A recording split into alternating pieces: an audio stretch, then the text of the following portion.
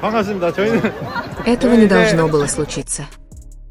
В аэропорту Инчхон Тэйон и Чингук должны были идти разными путями, но этого не произошло. Вместо этого они остановились. Они ждали и отказывались отпускать друг друга. То, что произошло за эти несколько секунд, изменило все. И теперь ARMY по всему миру требует объяснений. И поначалу никто этого не заметил. В аэропорту Инчхон было шумно, царил хаос, щелкали затворы фотоаппаратов, сотрудники выкрикивали инструкции, фанаты затаили дыхание за ограждениями.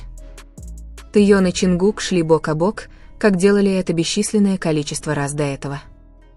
Для внешнего мира это выглядело нормально, контролируемо, как по сценарию, но что-то было не так. Думаю, они достигли точки, когда сотрудники обычно разводили их в разных направлениях, по разным расписаниям. Чингук замедлил шаг всего на полшага, едва заметно, но Тэйон почувствовал это мгновенно. Он остановился. Сотрудники замерли. Один из менеджеров жестом указал вперед, тихо призывая их двинуться. Камеры приблизили изображение, ожидая обычного четкого разделения. Так все и было, только на этот раз ни один из них не двинулся с места. Тэйон первым повернул голову. Выражение его лица не было драматичным. Не было преувеличенным. Оно было спокойным, но твердым, таким, какое приходит после принятия решения. Чингук не смотрел на камеры. Он не смотрел на персонал. Его взгляд был прикован к Тэйону, челюсть напряжена, плечи напряжены, словно он готовился к бою. Прошли секунды.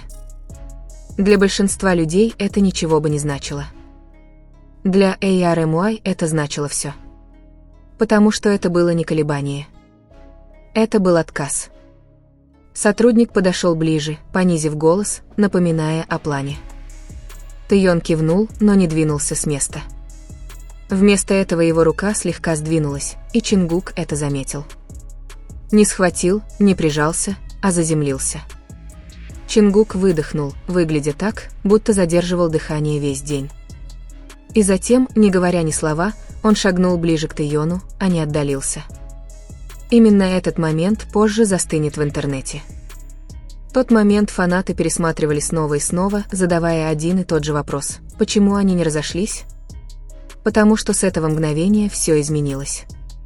Камеры запечатлели неподвижный, невозмутимый взгляд Тэйона, словно он точно знал, как это будет выглядеть, словно он уже принял последствия.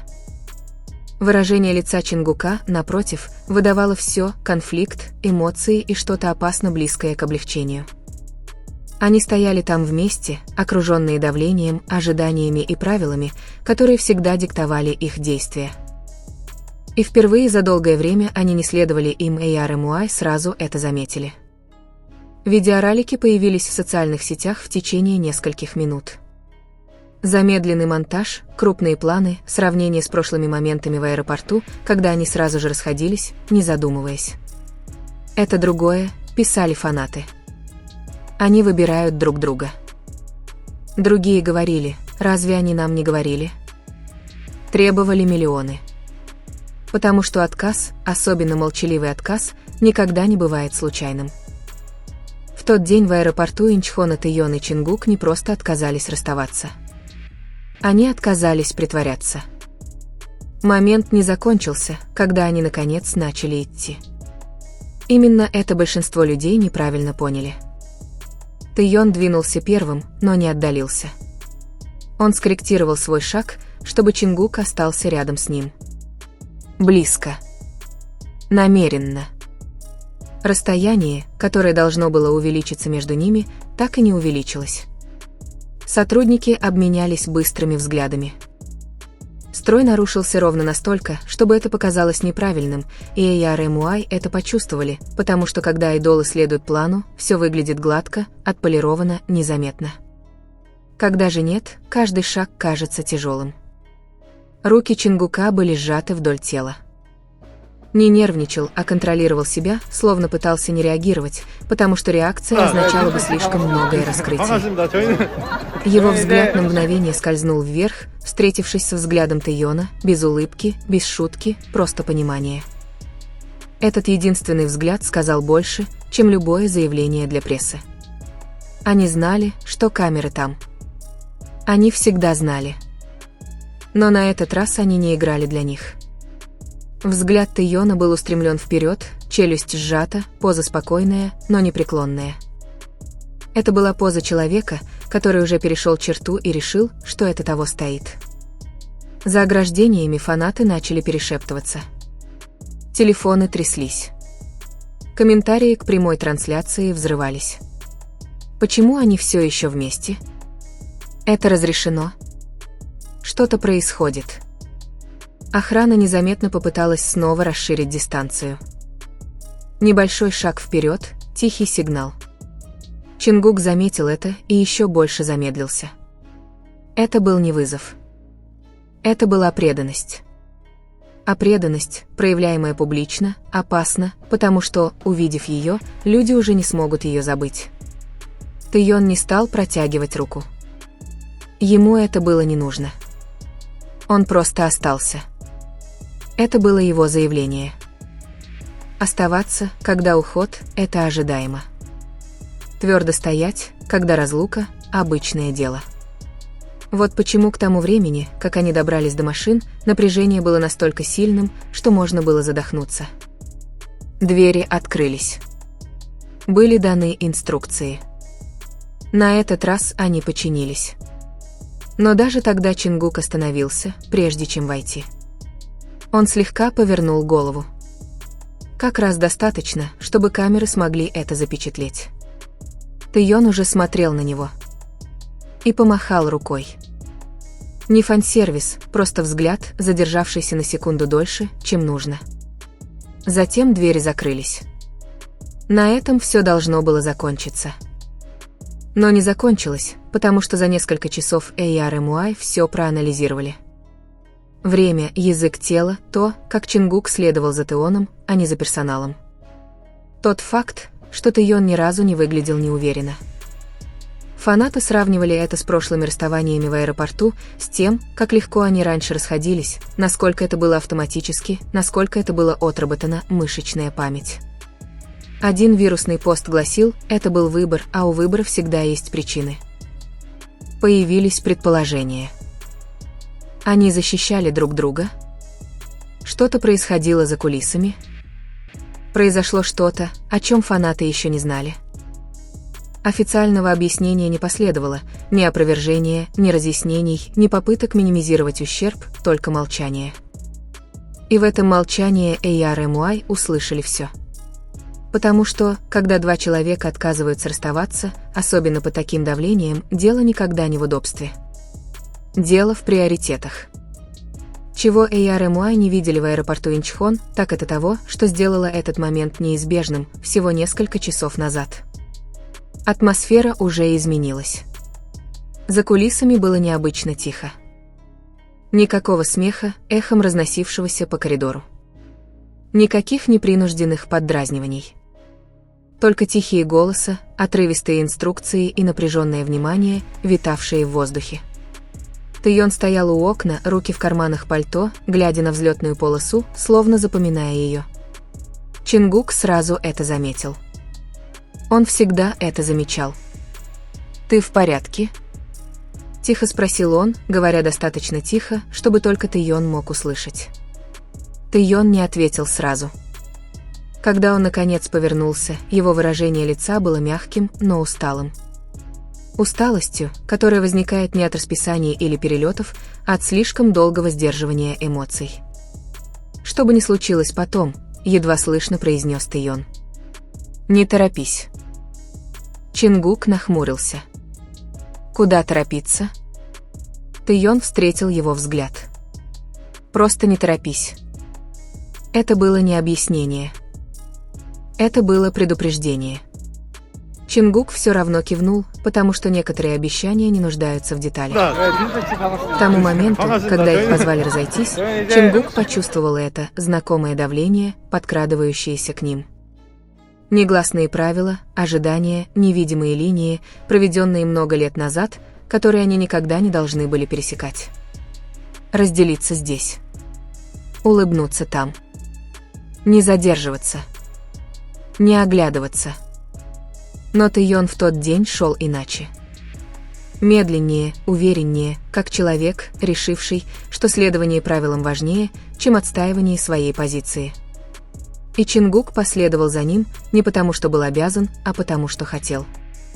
В Инчхоне, когда прозвучал сигнал к разделению, Чингук вспомнил слова Тэйона «не спеши». И он не поспешил. Этого колебания, всего 1 секунда, было достаточно, чтобы разрушить всю эту схему. Позже фанаты будут спорить в интернете о том, кто сделал первый шаг, кто остановился первым, кто на кого повлиял. Но правда была проще. Они сделали выбор вместе, и именно это сделало его опасным, потому что это не было импульсивным решением. Это не было эмоциональным поступком. Это было сделано намеренно. После того, как видео из аэропорта стали вирусными, инсайдеры индустрии хранили молчание. Никаких анонимных заявлений, никаких источников, близких к ситуации. Это молчание говорило о многом. Что-то изменилось за закрытыми дверями. AR и MUAI начали складывать пазлы из событий, произошедших несколько недель назад, пропущенные выступления. Едва заметные изменения в тоне во время прямых эфиров. То, как Чингук становился тише всякий раз, когда упоминалось имя Тэйона. То, как улыбка Тэйона больше не доходила до его глаз. Это был не единичный случай. Это было прорывом. И когда Чингук наконец вышел в прямой эфир позже тем вечером, фанаты поняли это еще до того, как он заговорил. Его голос был спокойным. Слишком спокойным. «Я видел видео», — сказал он, читая комментарии. «Вы волнуетесь». Он сделал паузу. Затем улыбнулся, но это не сняло напряжение в его глазах. «Не поймите меня неправильно», — осторожно добавил он. «От некоторых вещей не отступишь». Чат взорвался. Скриншоты распространились, как лесной пожар. «От некоторых вещей не отступишь». AR и MUAI точно поняли, что он имел в виду. Потому что в аэропорту Инчхона Тэйон и Чингук отказались не просто физически расстаться. Они отказались от эмоционального, публичного, окончательного дистанцирования. Реакция была мгновенной и неудержимой.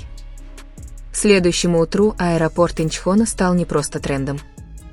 Они были не ради моды, не ради визуальных эффектов, не ради расписания, а ради момента, который никто не мог объяснить. Видеоролики заполонили все платформы. Фанаты замедляли видео покадрово, выискивая детали, которые нельзя было списать на совпадение. То, как Тэйон расположился, защищая Чингука от того, чтобы тот его отвел. То, как Чингук повторял его шаг, не ища одобрения. То, как ни один из них не отмахнулся от этого. «Это не фан-сервис», — гласил один пост с более чем 1 миллионом лайков. «Это сопротивление». Внутри компании совещания проходили за закрытыми дверями.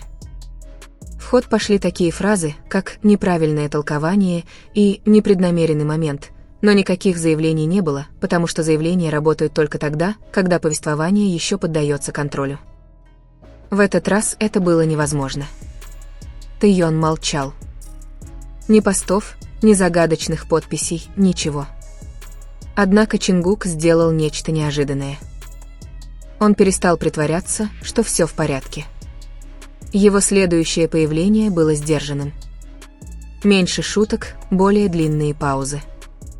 На вопрос о предстоящих мероприятиях он ответил профессионально, но без энтузиазма. Фанаты заметили, как часто его взгляд опускался вниз, как он держал руки сложенными, словно пытаясь успокоиться. И каждый раз, когда имя Тэйона появлялось в чате, он не пропускал его. Он читал. Одного этого было достаточно, чтобы привести AR и MUAI в шок, потому что годами они освоили искусство избегания, уклонения от вопросов, перенаправления внимания, улыбок сквозь дискомфорт. Теперь же Чингук не уклонялся. Он просто не объяснял. А иногда отказ объяснять громче, чем отрицание. Тем временем Тэйон появился несколько дней спустя на другом мероприятии. Он был спокоен, вежлив, безупречно собран, но фанаты сразу заметили что-то неладное. Он постоянно поглядывал в сторону. Привычка, сформировавшаяся от ходьбы рядом с тем, кого не было рядом. Когда его спросили о самочувствии, Тэйон мягко улыбнулся и сказал: «Я в порядке. Я именно там, где должен быть». Эти слова быстро распространились. «Именно там, где я должен быть». Эйяр и Муай услышали подтекст. Не то, что он должен был делать. Не то, кем он должен был быть. А где, как будто место и близость имели большее значение, чем что-либо еще. За кулисами давление нарастало, графики сжимались, взаимодействия сводились к минимуму, выступления тщательно планировались, чтобы избежать накладок. Но контроль работает только тогда, когда люди подчиняются. А Тэйон и Чингук уже показали, что они не будут подчиняться, по крайней мере, больше не слепо. Потому что, как только ты решаешь отстаивать свою позицию на публике, вернуться к молчанию кажется невозможным. Эйяр и Муай это почувствовали. Это похоже на затишье перед чем-то большим. Фанаты писали, они готовят нас или защищают друг друга. Что бы это ни было, одно было ясно. Отказ в Инчхоне не был кульминацией. Это было предупреждением. Этого никогда не должно было произойти в прямом эфире. Вот что делало это ужасающим. Чингук вышел в прямой эфир поздно, слишком поздно, чтобы это выглядело непринужденно. Освещение было приглушенным, голос тише обычного, словно он еще не решил, стоит ли ему вообще там находиться. Фанаты мгновенно набросились на него, сердечки и вопросы летели быстрее, чем он успевал их читать. Сначала он улыбнулся. Автоматически, отработано, но это длилось недолго. Прошли минуты, и чат постоянно возвращался к одному и тому же имени. Тэйон. Взгляд Чингука замер всего на секунду, достаточно долго, чтобы все это заметили. Он сглотнул. «Ребята», — тихо сказал он, сжимая рукав пальцами. «Иногда то, что вы видите, это не вся история». Воздух изменился. Это не было отрицанием. Это не было утешением. Это была трещина. Он откинулся назад, медленно выдохнул, словно пытаясь удержаться на чем-то невидимом. Комментарии хлынули потоком. «Ты в порядке? Что-то случилось. Скажи нам правду». Чингук закрыл глаза, и на мгновение показалось, что он вот-вот это сделает. «Я знаю, ты хочешь ответов», — продолжил он тихим, осторожным голосом. «И я понимаю, почему, но некоторые решения — это не выбор легкого пути. Это выбор того, с чем ты можешь смириться». Наступила тишина. Не в чате, никогда в чате, а в нем самом. Фанаты мгновенно запечатлели этот момент. То, как он понизил голос, говоря о выборе, акцент на слове «смириться», тот факт, что он ни разу не сказал «недоразумение» или «не волнуйся». На другом конце города Тэйон наблюдал за происходящим. Он ничего не прокомментировал. Он не отреагировал публично. Но через несколько минут телефон Чингука завибрировал. Всего одно сообщение. «Тебе не нужно говорить это в одиночку». Чингук долго смотрел на экран.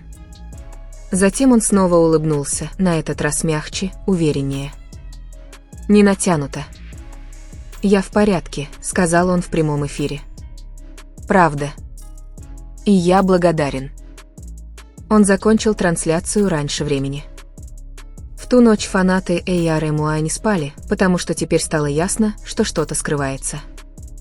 Не потому, что это мелочь, а потому, что это было достаточно серьезно, чтобы изменить все.